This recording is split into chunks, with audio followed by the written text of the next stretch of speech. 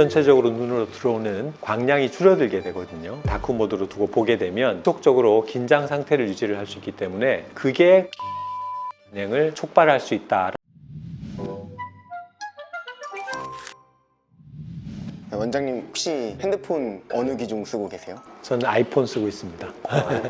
혹시 아이폰 다크모드 사용 중이신가요? 난 다크 모드가 있는 줄 몰랐는데 누군가가 질문을 해서 그때 이제 알게 됐어요. 일반적으로 우리가 흰 바탕에 까만 글씨인데 까만 바탕에 흰 글씨를 하기 때문에 전체적으로 눈으로 들어오는 광량이 줄어들게 되거든요. 그래서 이제 눈이 피로하거나 그런 부분들을 줄일 수 있다. 혹은 이제 아무래도 전자기기에서 나오는 그 블루라이트가 상대적으로 좀 줄어들기 때문에 눈에 도움이 될 수 있다라고 주장해서 아마 만들어진 모드 같아요. 근데 지금 SNS에서 다크모드를 쓰면 눈에 안 좋다, 이게 화제가 되고 있는데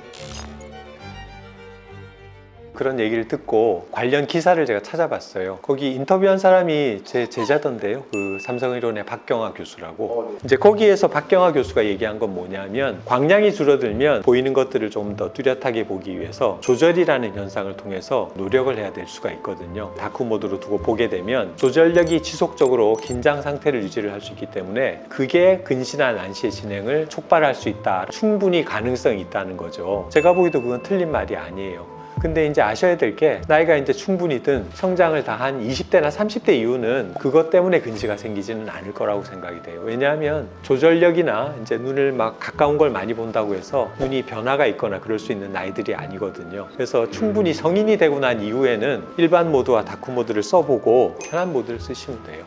본인의 취향에 따른 선택이라고 보시면 돼요. 그럼 다크모드랑 일반 모드 어떤 게 더? 저는 그냥 일반 모드가 좀 시원하게 잘 보이던데요. 근데 이제 이게 사람마다 다 틀려요. 예를 들면 건조증이 있는 사람들은 눈의 표면에 약간 미란들이 있기 때문에 스캐터링이라고 표현하는데 불빛이 들어오면서 눈을 조금 더 자극감을 줄 수 있어요. 그런 분들은 사실 다크 모드를 쓰면 눈이 조금 더 편안하게 느껴질 겁니다. 모든 사람들이 다크 모드가 편하냐 일반 모드가 편하냐 이렇게 얘기하는 거는 조금 어려울 것 같아요.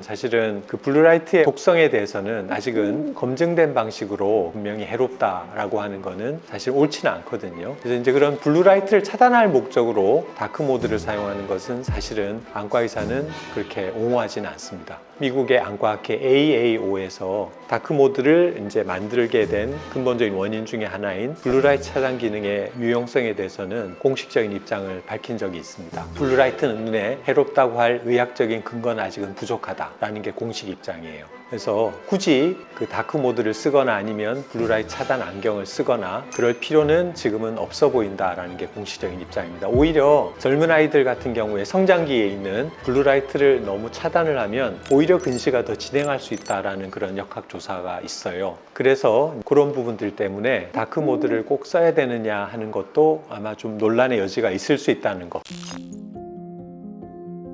우리 밤에 자기 전까지 막 이렇게 휴대전화 많이 보잖아요. 사실은 좋지 않아요. 아까도 얘기했지만 조절을 일으키는 모양근이 있거든요.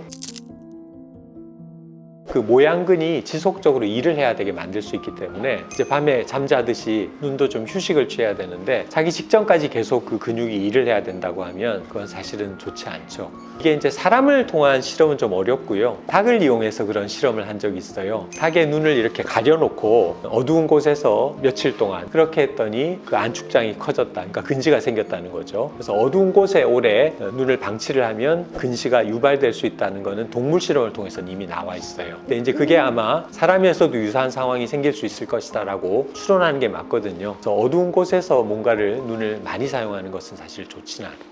근데 그 블루라이트가 잠이 들도록 하는 데는 방해를 할 수 있다는 거는 학술적인 근거가 있는 걸로 돼 있어요. 그래서 밤에 어두운 곳에서 아주 환한 그런 휴대전화를 오랫동안 보는 거는 수면에는 조금 지장을 줄 수 있다. 그래서 어쩌면 다크 모드는 그런 면에 있어서는 조금 도움을 줄 수 있지 않을까. 물론 아무것도 안 보고 눈을 감고 있는 것보다는 잠이 좀 들어오겠지만 아주 밝은 상태의 일반적인 모드를 보는 것보다는 다크 모드로 보면 수면 장애를 조금 억제하는 효과는 있을 수 있다는 게 의견이고,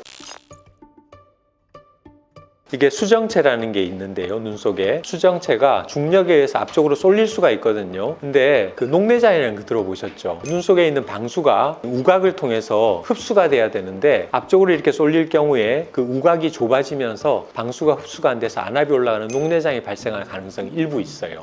특히나 어두운 곳에서 엎드려 가지고 볼 경우에 녹내장이 발생할 가능성을 조금 더 촉진시킬 수가 있습니다. 그래서 내가 그런 개연성이 있는 사람인지 아닌지 모르기 때문에 엎드려서 어두운 곳에서 물체를 보는 것은 안압을 상승시킬 가능성이 일부 있다라고 생각하시면 될 것 같아요.